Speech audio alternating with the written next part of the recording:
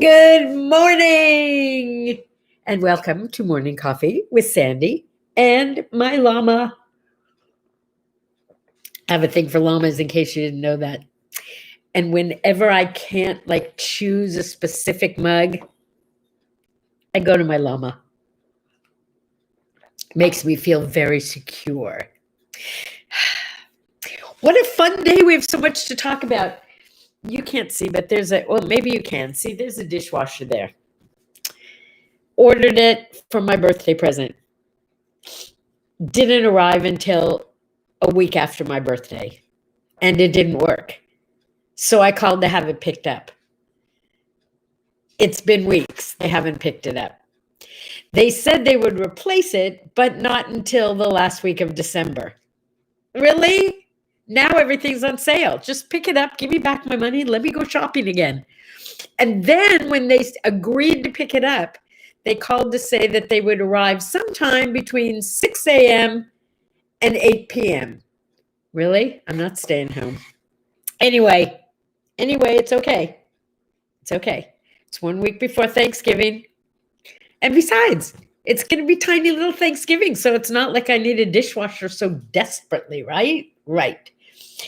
In 1493, remember in 1492, Columbus sailed the ocean blue, right? But in 1493, he went on his second voyage and he discovered, yes, Puerto Rico.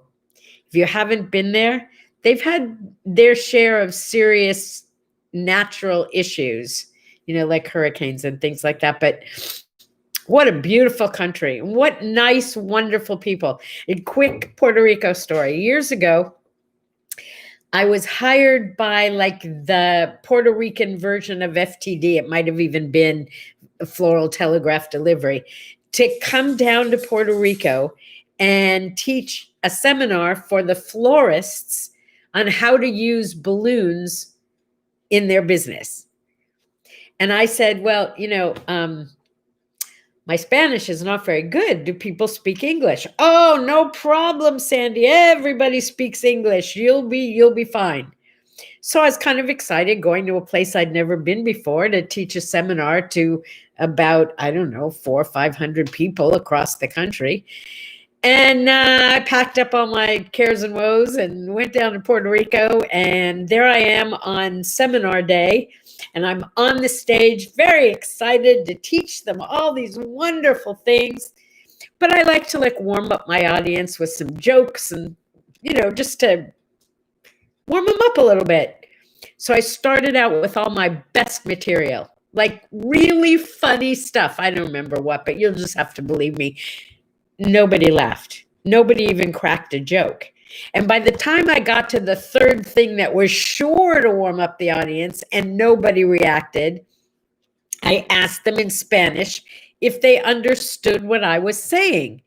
And immediately I have hundreds of voices yelling, no comprendo, no comprende, no. Blah, blah, blah. Turns out that there may be a lot of people in Puerto Rico who speak English, but they weren't in my seminar. So what was I going to do? It was an 8-hour seminar. It was literally an all-day seminar. It was so much fun. I asked if anyone in the audience spoke Spanish and English. And one woman raised her hand and I had her come up and I asked her in Spanish, if ayudarme, will you help me? And she came up and I taught an 8-hour seminar in broken Spanish with the help of a lovely lady who was there to tell me every word I needed to know. Yo estudio español cuando estaba en escuela, pero hablo mucho, pero no entiendo nada. So what I just said was, I studied Spanish in school, and I speak a lot, but I don't understand anything. Anyway, it was really fun, and I got to use my Spanish all day long. That happened to me when I was a substitute teacher, too, and I went into a ghetto school. They said, no problem, you'll have an assistant who speaks both languages, but my assistant was out sick, too. So there I am with a class of first graders who don't speak any English at all. It was great. We talked about osos, bears, all day long. We had a great time. All right, enough of that. It is the anniversary of Lincoln's Gettysburg Address.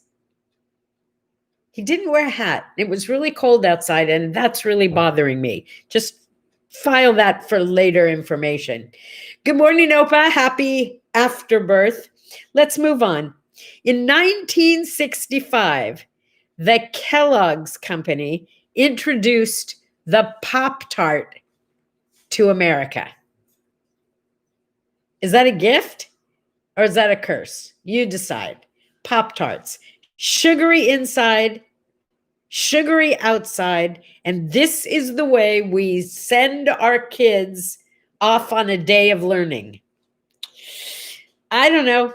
Doesn't work very well for me. I don't know. Pop-Tarts. But here's what I can tell you about Pop-Tarts. Don't trust what it says about the calories either, because it tells you that it's like 200 and some calories per serving. But it doesn't tell you that there are 2 servings in each bag. Yeah, the serving is not 1 bag. It's very misleading. Serving is 2 Pop-Tarts. So even if you, look, there are so many tastier, healthier things that you could be serving your kids or yourself. I don't know.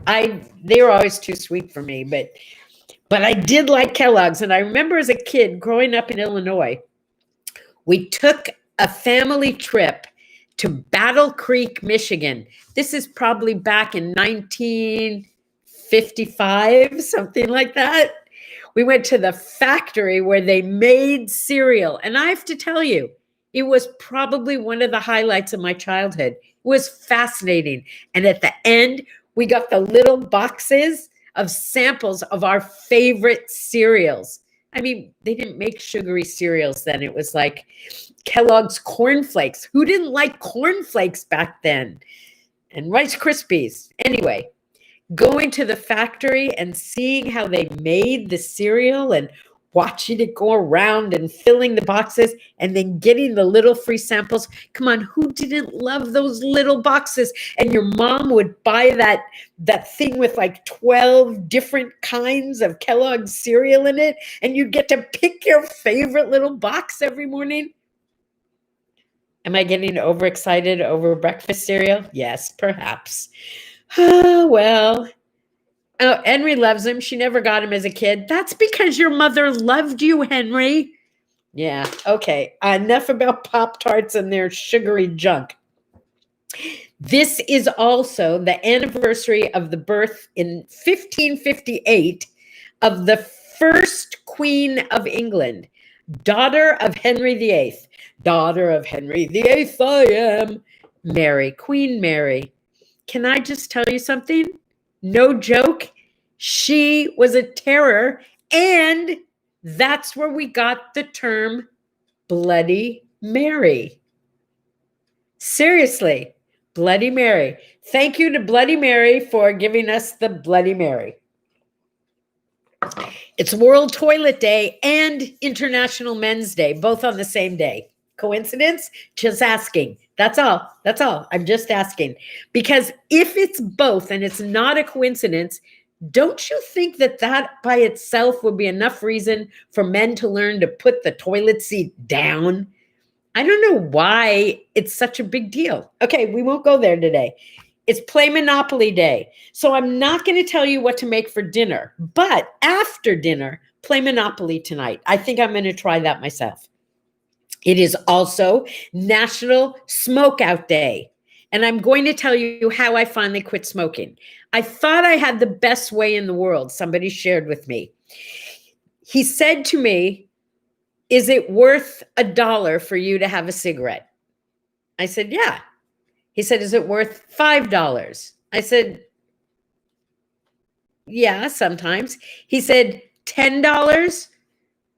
I said, "Occasionally it feels that way." He said, "Would you pay $20 for a cigarette if you really wanted it?" And I said, "I hate to admit it, but yeah, I probably would." And he said, "Okay, Here's what I want you to do. Take a $20 bill, put it in an envelope, address that envelope to the KKK, and the next time you want a cigarette, send them the $20. Just saying, that's pretty powerful stuff. That is not actually how I quit, although I did quit for a while using that technique. Maybe tomorrow I'll tell you how I actually did quit years ago now. All right. I want to end with a parable for you. Again, from Buddha Meditations.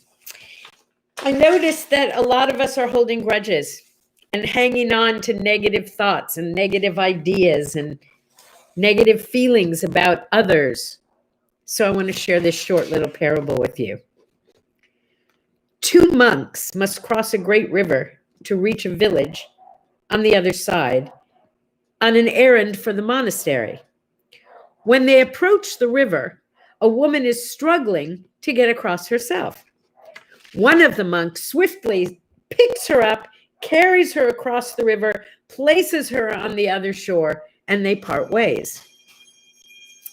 The second monk follows behind, keeping his distance, very upset and disturbed. Because for these monks, even being in the presence of a woman is forbidden. No women. After several miles, the agitated monk bursts forth towards his companion. How could you do such a thing? How could you touch that woman? And the first monk replied, I put that woman down miles ago. Why are you still carrying her? Let it go, my friends. Let it go. Have a day of releasing, will you? Take it from my llama and spit it out. See you tomorrow. Bye-bye.